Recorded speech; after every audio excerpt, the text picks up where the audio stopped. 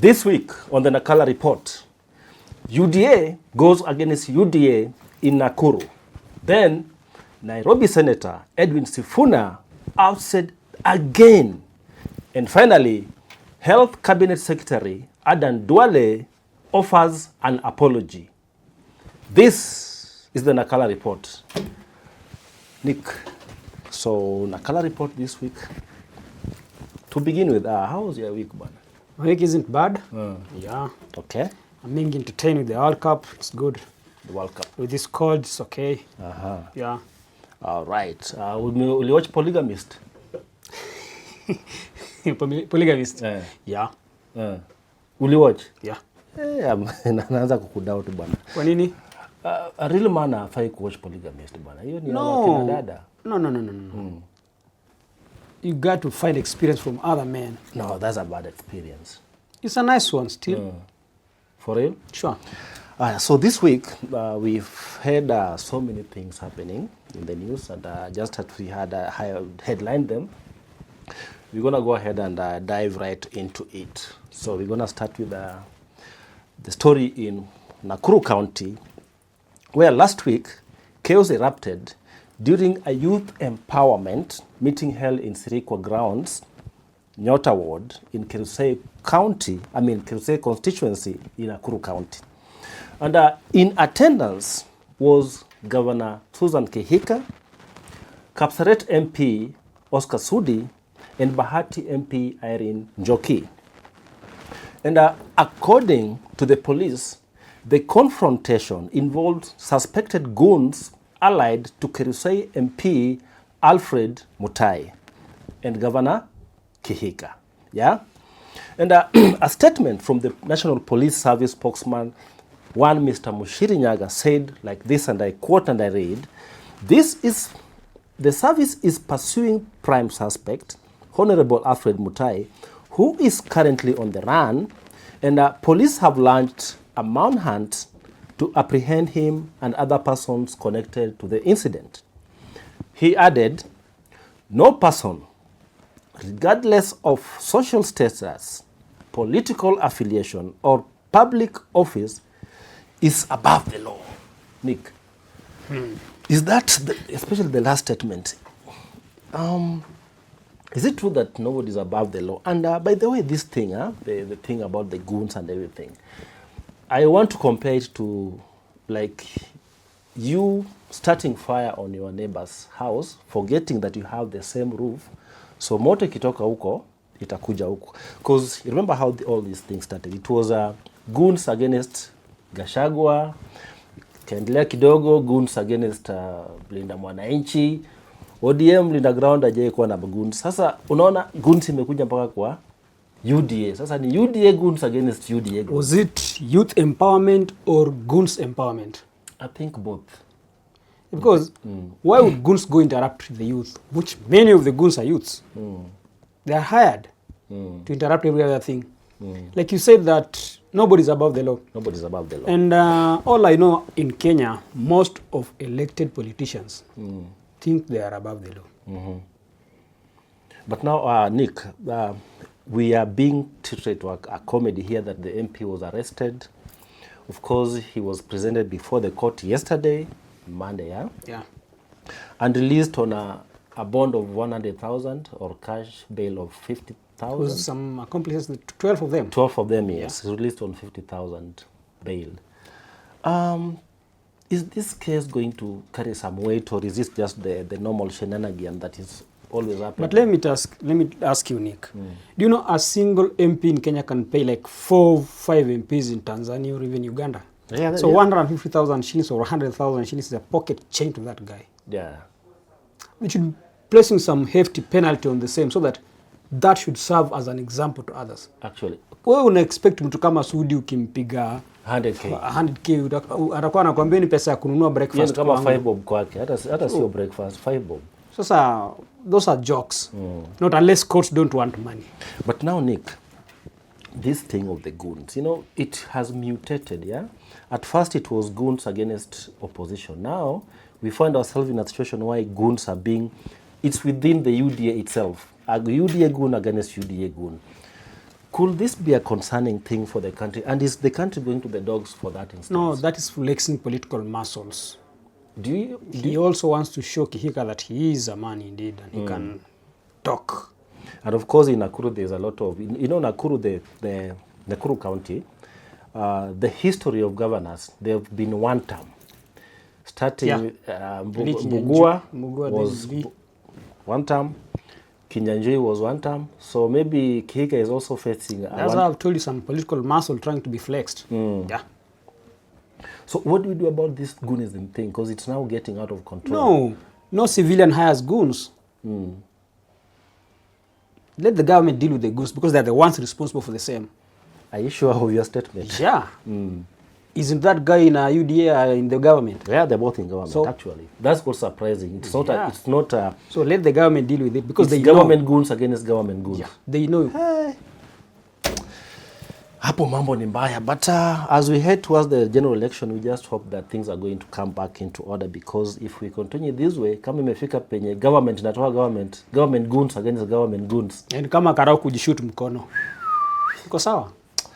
Anyway, let's just pray that things are going to be better. And I saw the president the other day giving orders to CS Kipchumba Murkomen that his boys should come out in full force and at least be able to dismantle this goonism thing.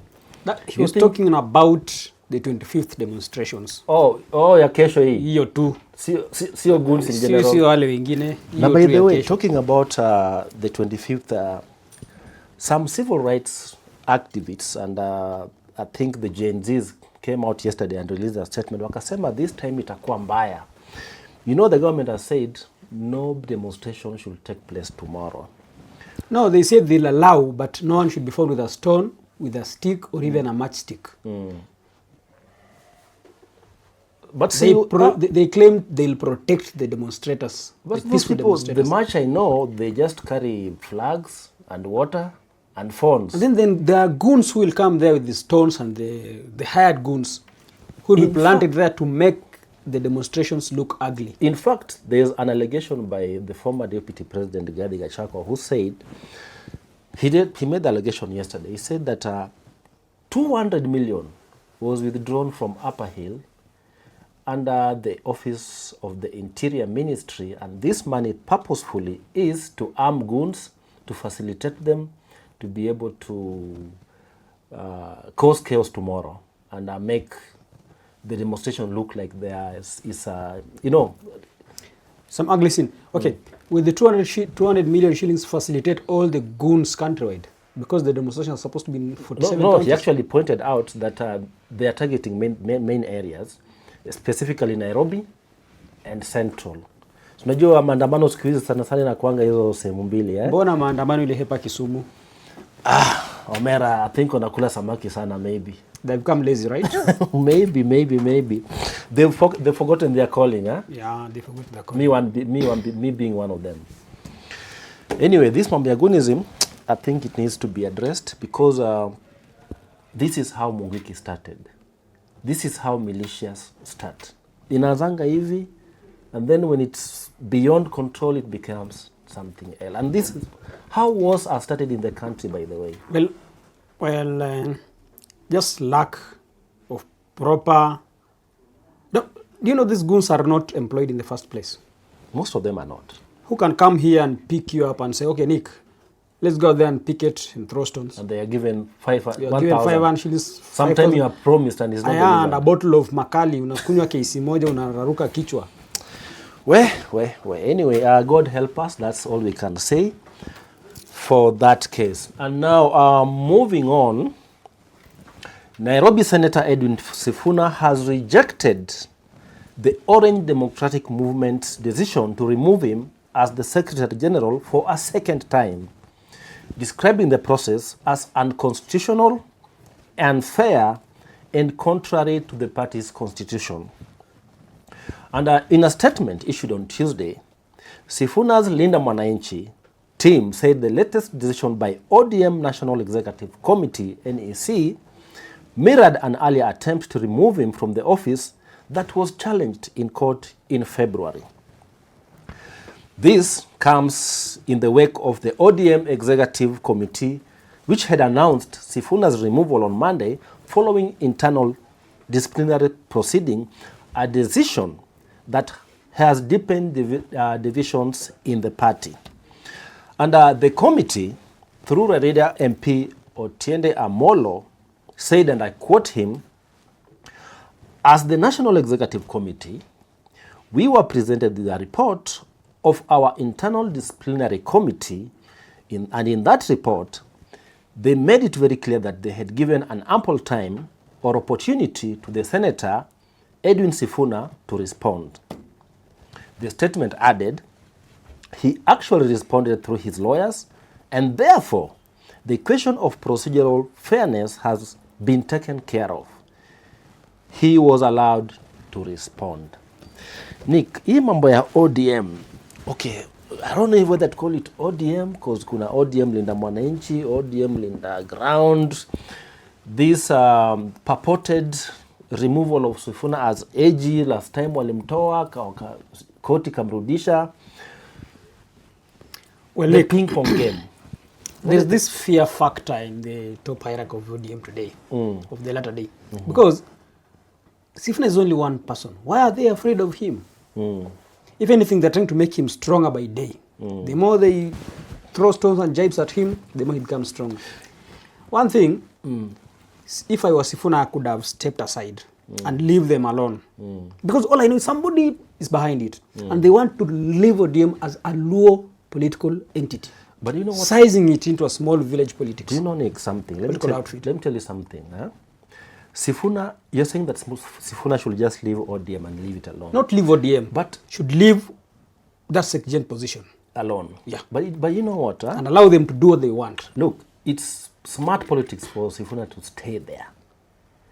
Anganganie hapo, akatalie hapo. You know, the strategy, the long-term strategy, point, I think, is that he stays there, he destroys it. Yani, aiwache kama ime, you get? Samaradika. Yes, but because you don't want to give them, you don't want to leave and give them that opportunity to rebuild themselves or to organize themselves. You want to continue disorganizing them, so that by the time if they kick you out finally or you leave, time will be. This is my point, Nick. I'm not saying that he should leave ODM. I'm saying he should remain a senator in ODM. But if they want to be a SecGen, they should have a SecGen. They can even give Oburu the SecGen position. Oburu or Rwanga share the same. So even William Ruto at some point during his deputy presidency, he was supposed to resign. He was told to resign if he's discontent with the party. But he's stuck in Jubilee until the end. Actually, yes, Jubilee. Yes. So and when he came back, he came back with UDA. So what Sifuna could have done? Leave the SecGen position. Stick around as a senator. Even any committee, if they kick him out of any committee, they did. Stick around as a senator and do whatever he does. And you know, Nick, one thing that politicians don't learn from the past, huh? Do you know doing such a thing to a politician only builds them? Exactly. For example, I remember, or maybe you also do remember, during Uhuru's time, Joho was, and state machinery was unleashed against Joho in the coast. Yeah. And it made him who actually, in fact, you know, Uhuru is the one who made Joho who he is. Because when they were going again after him, his profile rose. The same thing with Gachagua. The same thing actually even with Raila. You know, so they should actually learn that they should just... But then again... ODM is being petty. There is this vehicle, Land Cruiser, a Prado actually. He was gifted by Raila. Or it was not a party's... It wasn't a party's asset. It was Raila's asset. These guys are very petty. Hata kama Raila libayewe jamaa kiatu ataiendea. The family said that is not an ODM asset. That's the family's It's a family's property. Yeah. So they should just leave him alone. Yeah. Well, this ODM thing is going back and forth.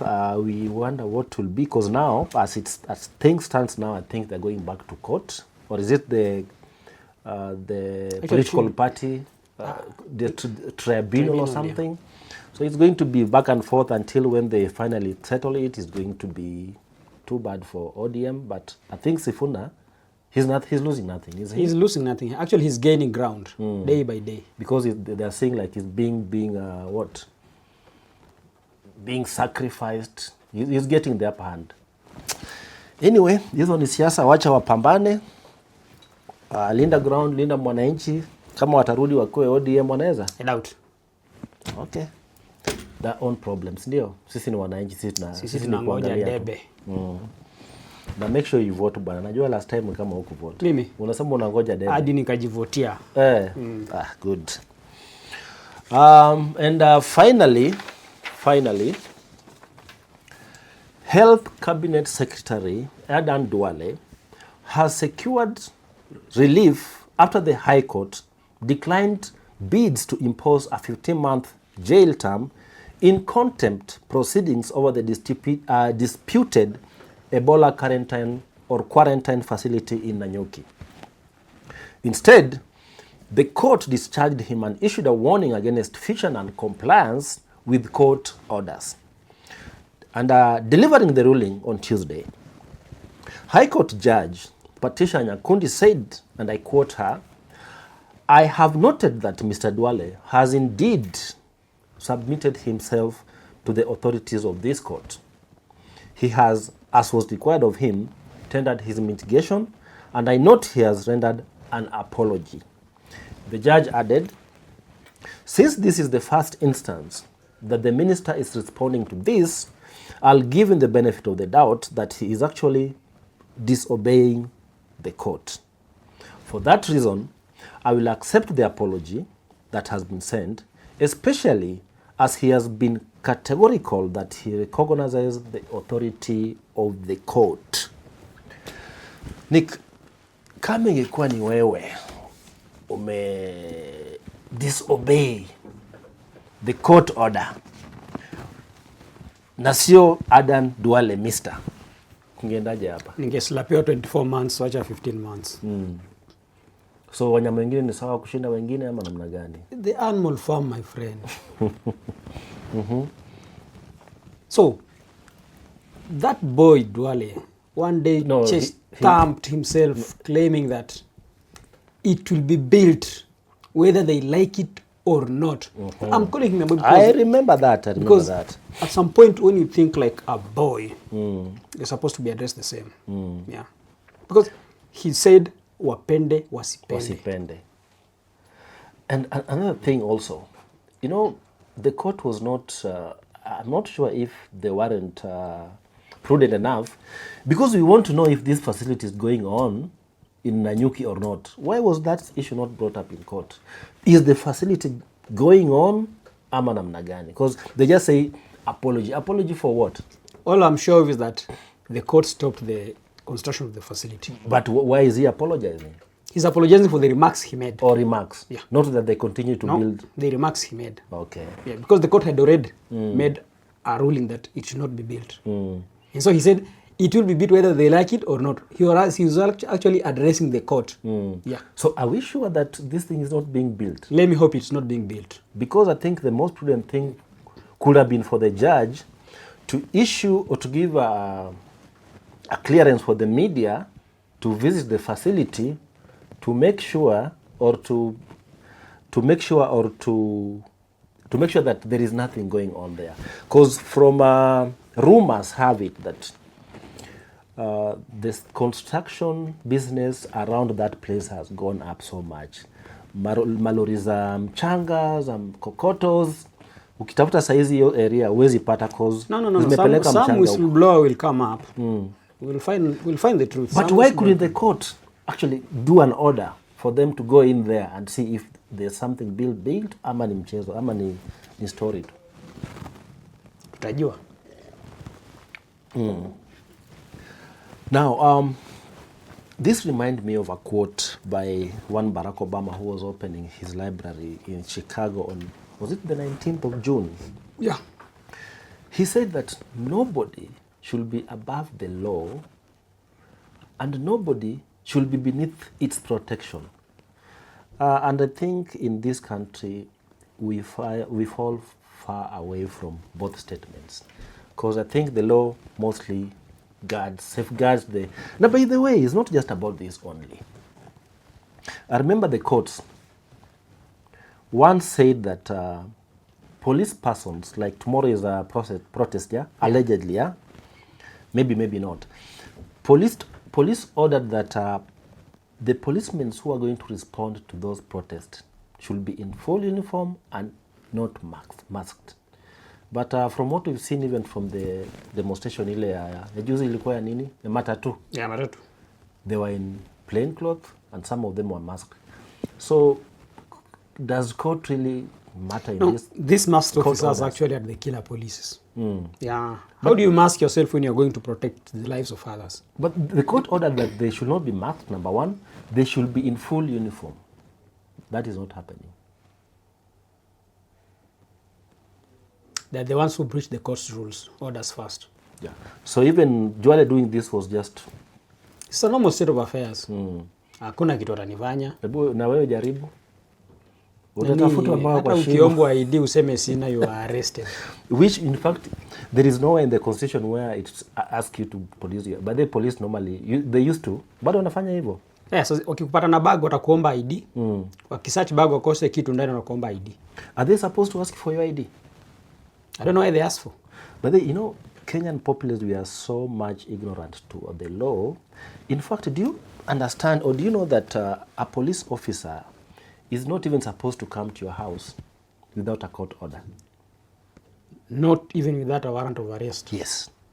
Hawafai kukuja kuambie fungua without a court order or a warrant of arrest. Hata kama wewe ni unauza changa, unauza ni, they must first go for those things. But wanakujanga tu wewe fungua, they break. Kwanza when they are broke, they do everything they want for money. Na mapolisi wetu wanapatanga mshahara wanapelekanga wapi? Mabibi zao labda. Wako na maslave queens everywhere maybe. I don't know, allegedly. I'll ask enough of them. I've had enough of friends of mine who are police officers, some classmates. I'll ask them, why pesa yenu mnapelekanga wapi na nini? Yeah, so the disregard for court orders and issued orders should be a thing that is very, very, very, very concerning in this country. And if we continue in that trajectory, I think we are going to have a country which has no guided laws. And I'll take you back again to Barack Obama's quote when he was opening his library in Chicago on the 19th of June, when he said that nobody should be above the law. At the same time, nobody should be too small to be protected by the same law. Thank you for watching. Stay tuned. When we come back, our thank you notes.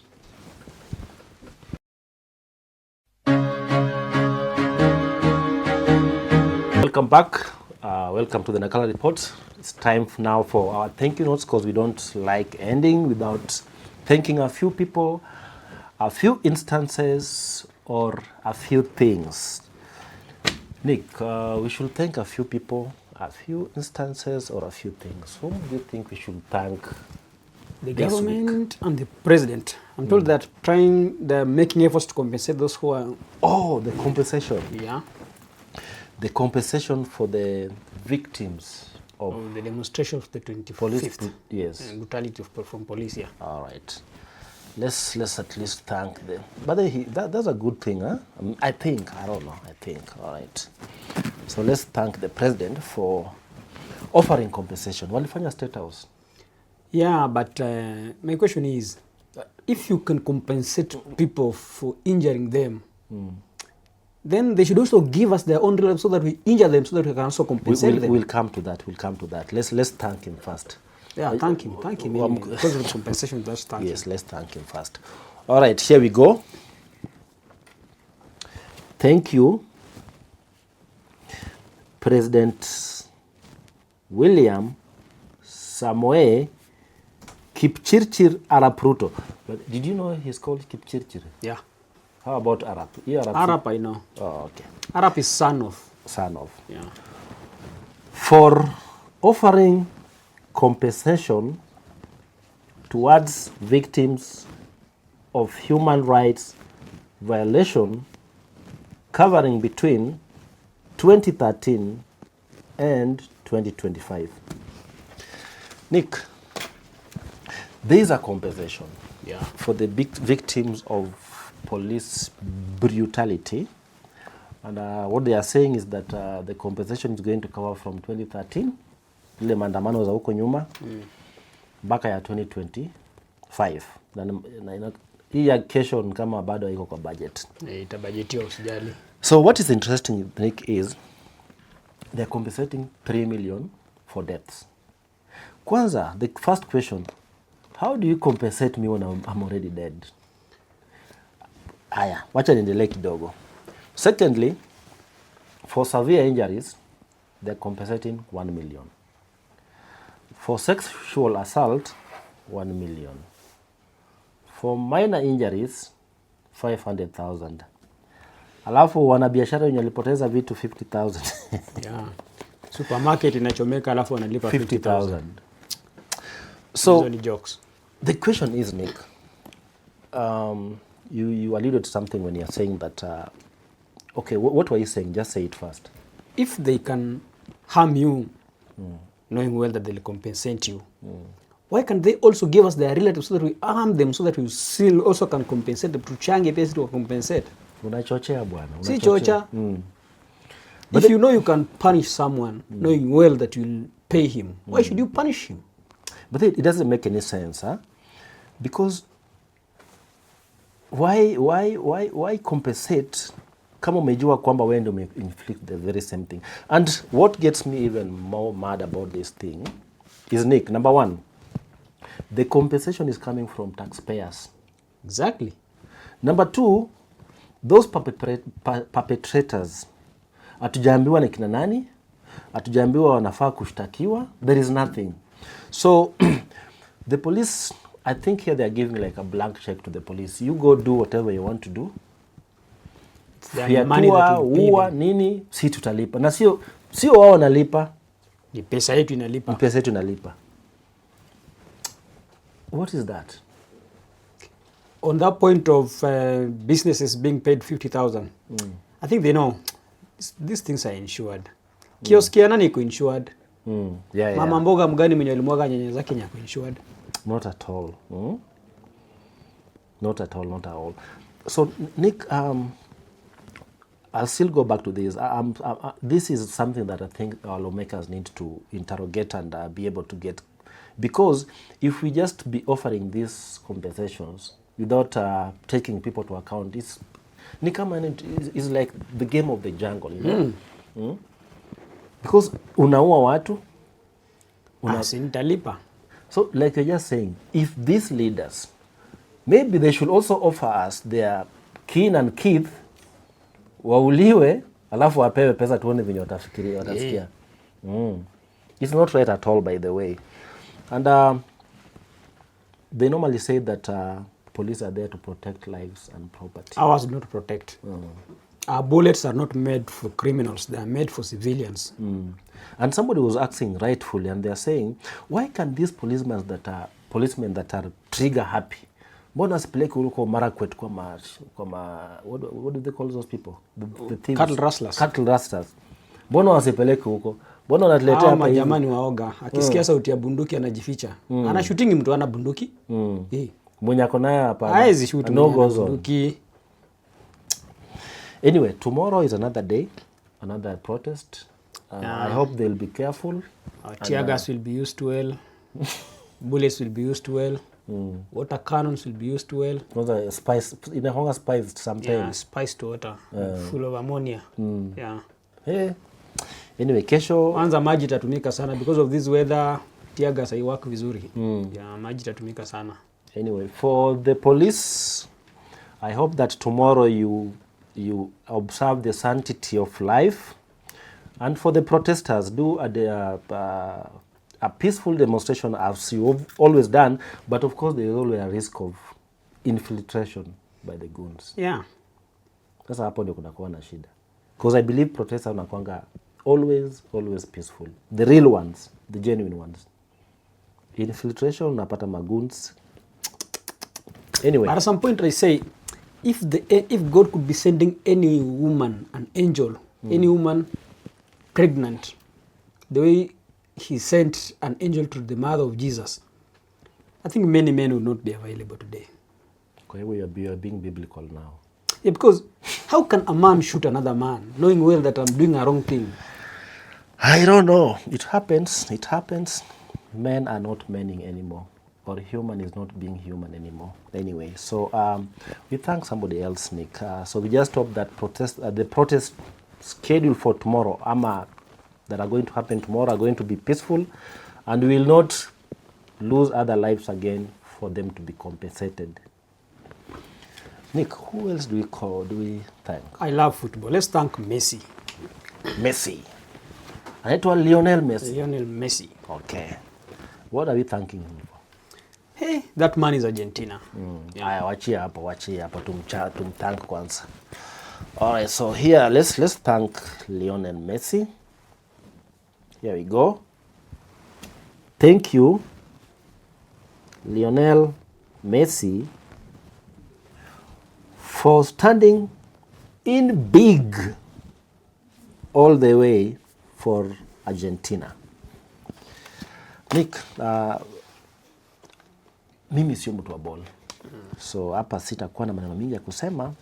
What has Messi done again? Okay, that guy at his age, I doubt if there is any player. His age? He's 38.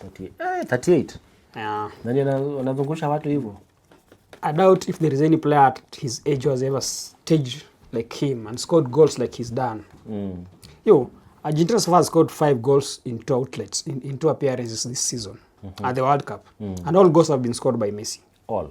Yeah, all 5. Yote tano. So if he couldn't have been there, Argentina could have had a draw of 2. You're saying that there's been this discussion about the greatest of all of them. Is it him or He is the Ronaldo? one. Anashinda Cristiano? Cristiano is a shadow chaser. Yeah. You know, surprisingly, I've not watched even a single game in World Cup. So that's why I'm telling you. You never watch soccer. I don't watch soccer. So who, other than Argentina beating, who are they? I don't even know. Just know that Argentina won. Okay, they won 5. Yeah, okay. There was this African Juju guy. Oh, this Ghanaian. Ghanaian Juju guy who said that atashughulikia Kenya. Hurricane, yeah. Hurricane, the English player. The English captain, yeah. Yes, that atamshughulikia vizuri, anataka aumie ili asifunge. Lakini asiumie vibaya. And they played yesterday. They drew 0-0, yeah. Did the Juju work? I doubt if it worked, but there was no scores. There are no scores. Yeah. But was he injured? No. He was not injured. But if Jujus could be working, African magic could be working, then all these World Cups could be coming to Africa. Those things doesn't exist. No. Maybe if there's maybe kuna limit ya Juju. Kama ingekuwa inafanyika hapa Afrika, Juju ingefika haraka. Unajua uko majuu bwana. Juju yezi ruka Atlantic. Inahepea hapa kwa hewa. So who is playing today? He is playing today. I haven't checked the fixtures of today. You see. Oh, you're just illiterate like me. No, I'm not illiterate. I haven't checked today's fixtures. Yeah, I know the teams I follow most. The others I don't. Okay. All right. So thank you very much, Lionel Messi, for standing big for your team Argentina by scoring the magical 5. So that's our report for this week. So thank you. That's our thank you notes, and please keep tuned to catch up with more of Nakala reports on Mint Glint Media every week. Please subscribe and follow us to catch up with the latest editions. Thank you. Good night and good luck. Yes sir. Hapo iko sawa. Sasa uende maandamano kesho. Mimi huwezi niona huko. There is a friend of mine jana aliniambia ati maandamano ilisha best yake ilipigwa risasi. Thank you. Thank you.